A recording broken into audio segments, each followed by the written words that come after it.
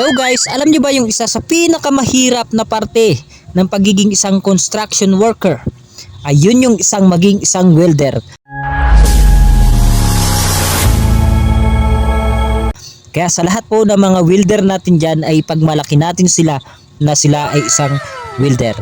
Ako na gusto ko rin sanang matuto na mag-welding, pero syempre medyo mabigat pa yung kamay ko at talaga namang pag nilapat ko ay talagang nabubutas yung wini-welding ko. Pero syempre tulad nga ng sabi ng aking tropa ay madali lang naman yang pagtutunan. Pero syempre hindi lang para basta matuto ka.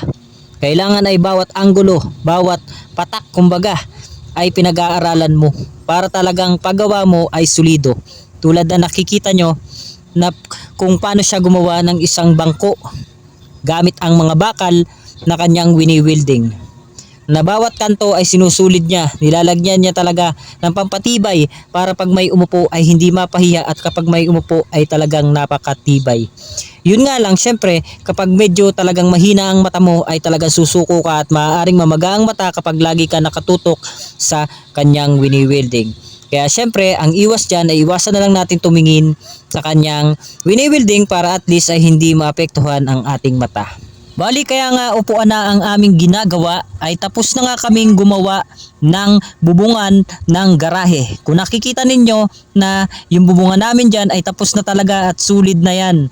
Kaya ang ginagawa naman namin ngayon ay mga upuan. Mga upuan para sa aming inuman. Syempre tapos na ang trabaho, syempre inuman naman. Biro lang, pero syempre kaya namin gumagawa ng ganyan dahil sayang din naman yung mga bakal na pinagputulan doon sa aming ginawang bubong ng garahe.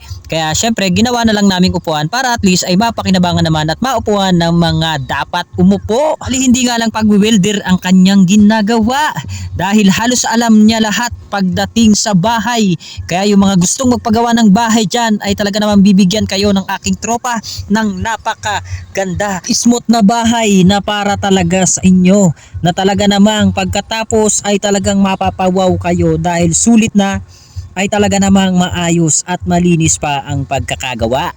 Bali kapag walang pasok nga ay ganito ang aking ginagawa, ang sumama sa aking tropa sa pagko-construction. Para naman at least ay meron akong kita kahit ako'y walang pasok.